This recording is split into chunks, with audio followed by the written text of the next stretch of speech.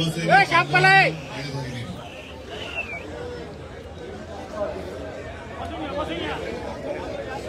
बऱ्याच दिवसानंतर मला वाटतं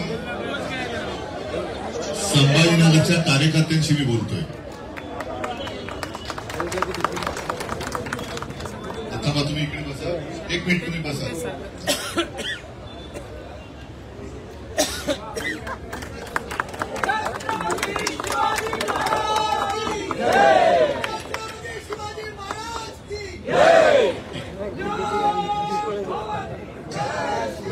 मी सुद्धा जरा बसून बोलतो, कारण 4 दिवस गाडीत बसून बसून नाही म्हटलं तरी थोडीशी पाठ नाही दुखली, कारण पाठीची तुम्ही आहात.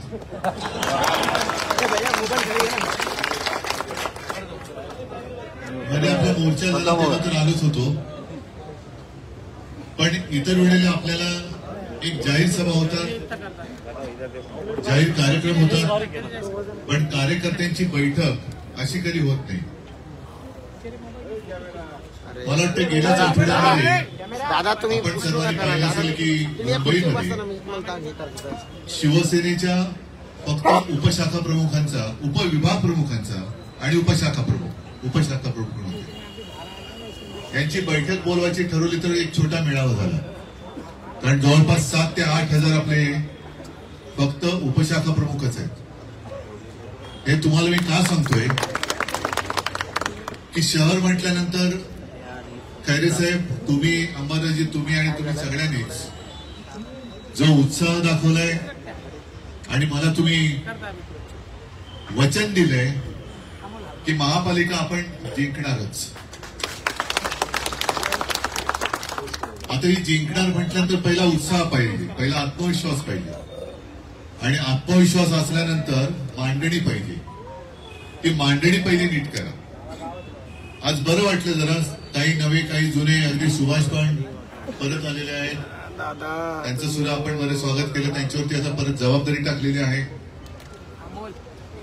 राजकारण म्हटल्यानंतर येणं जाणं सुरू असतं.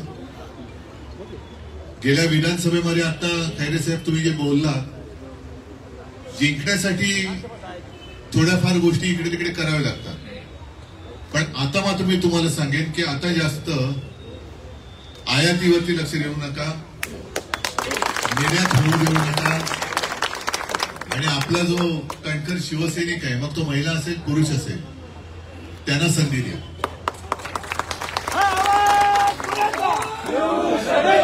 आणि नवीन फुटू दे ना, नवीन पालवी फुटू दे ना.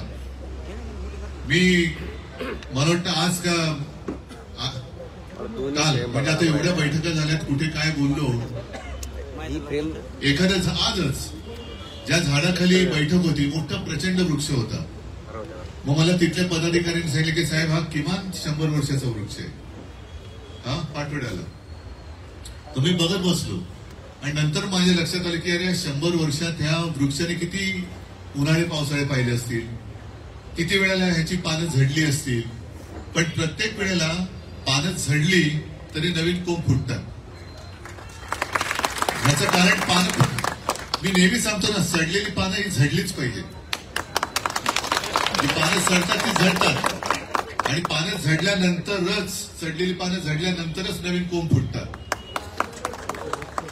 आपली मुळं मजबूत आहेत, आणि तुम्हाला सगळ्यांना कल्पना आहे, अगदी कोणी येऊ द्या, अमित शहाना तर महाराष्ट्रात आल्यानंतर उद्धव ठाकरेचं नाव घेतल्याशिवाय घासच गिळलं जात नाही, डोका झळकतो त्यांचा. हीच तर आपली ताकद आहे, हीच आपली शिवसेना आहे. आणि त्याच करता जी पदांची मांडणी आहे, मी प्रत्येक वेळेला सांगतो, ते म्हणजे गटप्रमुख. गटप्रमुख म्हणजे आपल्या एका बूथ प्रमुख, एक मतदार यादीचा प्रमुख. पहिले तुम्ही सगळ्या लोकांनी प्रत्येक वॉर्डात बूथ प्रमुख आहे की नाही चेक करा, आणि त्याची मांडणी झाल्यानंतर मग अंबादास तुम्ही जे म्हणालात ना 7-8 हजार कार्यकर्त्यांचा मेळावा, तो घ्या. त्या मेळाव्याला मी परत येईल, पण ते एकदा समोर आले तर मग मी सांगेन त्यांनी नेमकं काय करायचं. प्रत्येकाने ठरवलं पाहिजे की मी काय करणार. आता एक यांची भांडी आणि बिंग फुटायला लागले, कारण जिकडे तिकडे जातोय सगळे शेतकरी म्हणतात साहेब आम्ही तुम्हाला मतदान केलं होतं, हे आले कसे. हा म्हणे काहीतरी झोल झालाय, तुम्ही बघा काहीतरी त्याच्याकडे लक्ष द्या. मग त्यांनी ईव्हीएमचा घोटाळा तर केलाच आहे, तो उघडच आहे. त्याच्यानंतर आता दुबार मतदार नोंदणीचे भांडी फुटतायत. एकेका जागी 30-30, 40-40, 50-50, 100-100 नावं नोंदली जात आहेत. आणि मग लक्षात येतं की एका घरामध्ये 100 नावं कशी नोंदली जातात. तर हे शक्य आहे की नाहीये? आहे, कारण कौरव होते ना 100. एका तेव्हा कौरवांच्या घरी 100 नावं रजिस्टर झालीच होती. तर हे सगळे कौरव आपल्यावरती राज्य करतायत. मुंबईमध्ये तर एक उदाहरण आदित्यने असं दाखवलं, त्याने नावानिशी सांगितलं घसीटाराम हलवाई. म्हणजे नाव पण काही छान आहे. दुकानाचा पत्ता म्हणजे पत्ता दुकानाचा, आणि तिकडे गेल्यानंतर दुकान बेपत्ता. म्हणजे काहीच नाहीये तिकडे, काही नाहीच आहे, पण तरी नावं रजिस्टर झाले. आता ही नावं शोधायची कोणी? प्रत्येकाने एक जर का काम केलं. खैरे साहेब, तुम्ही आता जे सांगितलं की उद्यापासून दौरे सुरू करा, म्हणजे काय करायचं ते तुम्हाला मी सांगतो. ही पहिली मागून घ्या. आता मला वाटतं काही दिवसामध्ये ती महापालिकेची जाहीर होईल. मग त्याच्यावरती सूचना, हरकती, या सगळ्या गोष्टी जाहीर होतील. शहरामध्ये पहिले या गोष्टीकडे लक्ष द्या की मतदार यादीमध्ये घरोघरी जाऊन तोच मतदार राहतोय की नाही हे चेक करा. महिलेचं 22 ठिकाणी मतदार नोंदणी केलेली आहे. आणि मला वाटतं की महिला संभाजीनगरचीच आहे.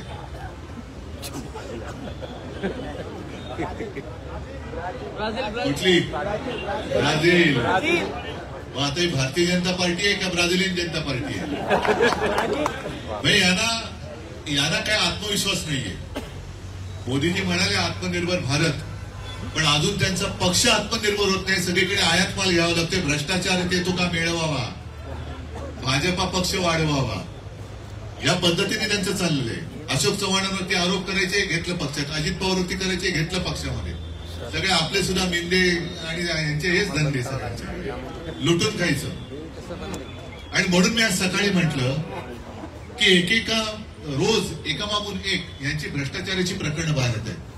आणि प्रकरण सुद्धा काही जबरदस्त. जमिनी लुटतायत, भ्रष्टाचार करतायत, कॉन्ट्रॅक्टरच्या माध्यमातून पैसे खातायत. पुण्यामध्ये तर गुंडागर्दी एवढी वाढली की पुणेकर सुद्धा आता अस्वस्थ झालेले आहेत. म्हणजे हे संपूर्णपणे आपल्या देशाला लुटून खातायत, लुटून. आणि या देशातला सगळ्यात मोठा घोटाळा जर का कोणता असेल भाजपवाल्यांनी केलेला, तर तो म्हणजे संभ्रम घोटाळा, बुद्धिभ्रष्ट घोटाळा. एक संभ्रम असा निर्माण करून ठेवलाय की सर्वांना असं वाटतं की हेच हिंदुत्ववादी आहेत, हेच देशप्रेमी आहेत, हेच आपले तारणहार आहेत. आणि असा संभ्रम करून त्यांची लुटमार चालू आहे. आणि म्हणून आज मी म्हटलं की वंदे मातरम हे जे आपलं राष्ट्रगीत आहे बंकिमचंद्रांनी लिहिलेलं, त्याला 150 वर्ष झाली. भाजपवाले बेंबीच्या देठापासून ठाणाना काय करतायत, इस देश में रहना होगा तो वंदे मातरम कहना होगा. बरोबर, आम्हाला मान्यच आहे. पण वंदे मातरम भाजपवाले म्हणू शकतात का? कारण एका बाजूने भारत मातेची लूट करतायत, भारताची अवहेलना करतायत. ते सगळं पहलगाम प्रकरण झाल्यानंतर सुद्धा सैन्य आपलं घुसत होतं, त्यांना थांबवलं यांनी. आणि ज्या देशाने आपल्या देशामध्ये अतिरेकी घुसवले, त्यांच्याबरोबर केवळ आणि केवळ अमित शहा पोरांचा हत्त म्हणून पाकिस्तान बरोबर क्रिकेट खेळले. मग कुठे माझा देश, कुठे माझी भारत माता? भारत माता म्हणजे आहे कुठे? कोण आहे भारत माता? आज शेतकरी आक्रोश करतोय, आपत्ती आली, पण आमचे मुख्यमंत्री हे बिहारमध्ये प्रचाराला जातात. या सगळ्या गोष्टी बघितल्यानंतर खरोखर भारतीय जनता पक्षाला वंदे मातरम म्हणण्याचा अधिकार आहे का? कोणत्या तोंडाने वंदे मातरम म्हणणार? ज्यांच्यावरती देशद्रोह्यांचे साथीदार म्हणून आरोप केले त्यांना सुद्धा तुम्ही त्यांच्याही मांडीला मांडी लावून बसताय. मग उद्या काही जण म्हणतात उद्या दाऊद इब्राहिम सुद्धा आला तरी त्याच्यावरती गोमूत्र शिंपडून त्याला पक्षामध्ये घेतील, घेऊ शकतात. आणि हिंदुत्वाचा ठेका काय फक्त भाजपने नाही घेतलेला आहे. मी तर त्यांना जाहीर आव्हान देतोय की जर भाजपा खरंच हिंदुत्ववादी असेल ना आणि आम्हाला हिंदुत्व स्वीकारण्याचा प्रयत्न करत असतील तर आधी त्यांच्या फडक्यावरचा त्यांनी हिरवा रंग काढून दाखवावा. त्यांनी आपली शिवसेना का फोडली? कारण आपला भगवा जो डौलदारपणाने फडकतोय त्याला कुठेतरी डाग लावायचा. आणि म्हणून मी सगळ्यांना सांगतोय की आपल्या भगव्यावरती, आपला भगवा भगवाच आहे, तो छत्रपती शिवाजी महाराजांचा भगवा आहे, हिंदुत्वाचा भगवा आहे. त्याच्यावरती निशाणी छापू नका, निशाणी वेगळी छापा. कारण भाजपचा तोच एक धंदा आहे, भगव्यामध्ये फूट, ह्याचा भगवा वेगळा, त्याचा भगवा वेगळा, ह्याचा भगवा वेगळा. नाही, भगवा हा भगवाच आहे, भगवा हा एकच आहे. भगवा छत्रपती शिवरायाचाच भगवा आहे, जो शिवसेना प्रमुखाने आपल्या हातात दिला. आणि आज मला समाधान आहे, आनंद आहे की अनेक ठिकाणी आपले भगवे जे पहिले आपण लावत होतो ते भगवे पुन्हा डौलाने फडकताना मला दिसतंय. निशाणी आपली मशाल आहेच, तशी आपली पूर्वीची सुद्धा निशाणी होतीच, पण कधी आपण झेंड्यावरती निशाणी नव्हती छापली, कारण आपली ती ओळख ही भगवाच आहे. हा भगवा म्हणजे शिवसेनाच, ही शिवसैनिकाचीच निशाणी आहे. त्याच्या पलीकडे दुसरा कोणी तो भगवा हातात घेण्याचं धाडसच करू शकत नाही. तर ते एक सुरू करा. आणि त्यांनी जे काही भ्रम सुरू केलेला आहे हिंदुत्वाबद्दल, यांचं म्हणजे भाजपचं हिंदुत्व हे बेगडी हिंदुत्व आहे, आपलं हिंदुत्व हे वेगळं आहे. आणि यांचं देशप्रेम सुद्धा हे बेगडी देशप्रेम आहे. आणि म्हणून तुम्ही ज्या वेळेला प्रचाराला लागाल तेव्हा भाजपच्या या ढोंगाला बळी पडू नका, अपप्रचाराला तुम्ही बळी पडू नका आणि जनतेला सुद्धा बळी पडू देऊ नका. त्यांच्यावरती टीका करताना त्यांच्या कारभाराचे वाभाडे काढा. जसं मुंबई महापालिका त्यांनी लुटले, छत्रपती संभाजीनगर महापालिकेत सुद्धा आता काय शिल्लक ठेवलं असेल मला माहिती नाही.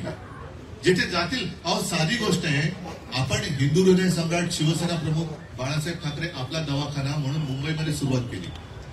योजना संपूर्णपणे आपली, मांडणी पूर्ण आपण केली. सुरुवात करताना आपलं सरकार पाडलं गेलं आणि फीट त्यांनी कापली. बरं, फीट कापली हरकत नाही, ठीक आहे. शेवटी आपला उद्देश काय होता की गोरगरिबांना स्वस्तात किंवा मोफत तिकडे उपचार मिळाला पाहिजे. ठीक आहे, रिबीन तुम्ही कापताना कापा, हरकत नाही, पण सेवा द्या. ठाण्यामध्ये एक त्यांनी म्हणजे ठाण्याची एक मी बातमी वाचली की तिकडे शिवसेना प्रमुख, हिंदू हृदय सम्राट शिवसेना प्रमुख बाळासाहेब ठाकरे आपला दवाखाना आणि आतमध्ये काय साड्यांचं दुकान. हा एवढा भ्रष्टाचार करतो. तर भ्रष्टाचार काय केलाय तो नेमकेपणाने बोट ठेवा. आपण चांगलं काम काय केलंय ते नेमकेपणाने लोकांना सांगा. आपण चांगलं काम काय करणार आहोत ते नेमकेपणाने, म्हणजे नुसतंच आग पाखड करून चालणार नाही.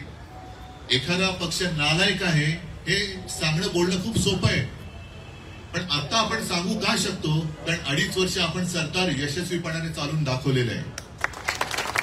अगदी जागतिक आणीबाणीसारखं संकट, आणीबाणीच होती ती, जागतिक आरोग्यातली आणीबाणीच होती, त्या कठीण काळात सुद्धा मला अभिमान आहे एका गोष्टीचा किंवा समाधान आहे, तुमच्या सहकार्यामुळे त्या काळात देखील महाराष्ट्राच्या मुख्यमंत्र्याचा, माझा नाही, महाराष्ट्राच्या मुख्यमंत्र्याचा नंबर हा देशात नंबर 1 होता.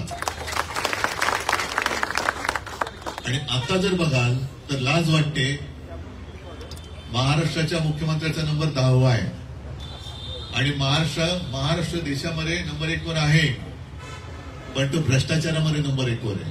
हा एवढा फरक गेल्या 3-1 वर्षामध्ये झालेला आहे. हे लोकांना नीट दाखवा. आणि लोकांच्या डोळ्यावरची जी पट्टी त्यांनी बांधली, संभ्रम घोटाळा, हा संभ्रम घोटाळा दूर केलात ना तरी लोक स्वतःहून येऊन आपल्याला मत देतील. आणि परत एकदा सांगतो की खैरे साहेब तुम्ही आहात, बाजूला विनोद आहेत, तिकडे सुभाष आहेत, अगदी मी सुद्धा आता त्या ज्येष्ठांच्या यादीमध्ये आलेलो आहे. आपली जबाबदारी आता पुढची पिढी हा भगवा झेंडा घेऊन पुढे जाईल कशी, त्याला मार्गदर्शन करणं ही आहे, ही आपली जबाबदारी आहे. आणि ज्या वयामध्ये सुभाष तुम्ही, मला आठवते 87-88 साल, काय वय होतं तुमचं? 24. आणि कोण होतं तुम्ही? किती पैसे घेऊन आला होता शिवसेनेत? आणि काय किती पैशात लढलो होतो महापालिका? 70,000 27 नगरसेवक, 3,000 मध्ये खैरे साहेब गुलमंडी ऑर्डर जिंकले. आहे ना, लोक देतात की नाही पैशाला. लोक सगळेच काही लोक गद्दार नसतात, सगळीच लोक लाचार नसतात. आता उलट संधी आहे. मी नेहमी संकटामध्ये संधी शोधणारा माणूस आहे. जेवढं संकट मोठं तेवढी संधी मोठी. सगळे तिकडे जात आहेत आणि महाराष्ट्र आज देखील आपल्याकडे आशेने आणि अपेक्षेने बघतोय, कारण महाराष्ट्राला फक्त आणि फक्त आशा ही आपल्यासाठी, आपल्यावरती आहे. कारण ही लोक गेलेले नाही. तुम्ही पण जाऊ शकत होतात ना, तुम्हाला सुद्धा तिकडे गेल्यानंतर पोट कल्याण झालं असतं की नाही, मग नाही गेलात. लोक परीक्षा बघतायत, कोण विकाऊ कोण आहेत आणि टिकाऊ कोण आहेत. विकाऊ जाऊनच विकले, त्यांचा भाव 50 कोटी आणि सगळं ठरलेलं आहे. त्यांच्यावरती आता सारखं बोलण्याची गरज नाही. आपली निष्ठा ही महाराष्ट्राच्या मातीशी आणि महाराष्ट्राच्या मातेशी आहे. हे ज्या दिवशी लोकांना आपण पटवून देण्यात यशस्वी होऊ, त्यावेळेला या सगळ्या माता आणि महाराष्ट्राची माती आपल्याला भरभरून आशीर्वाद दिल्याशिवाय राहणार नाही. असो, एकदा बोलायला लागलं तर मग थांबता नाही येणार. पण मला परत आता मुंबईला जायचं आहे. तुम्ही लवकरात लवकर गटप्रमुख इथं नेमा आणि त्यांच्या मेळाव्याला मी परत एकदा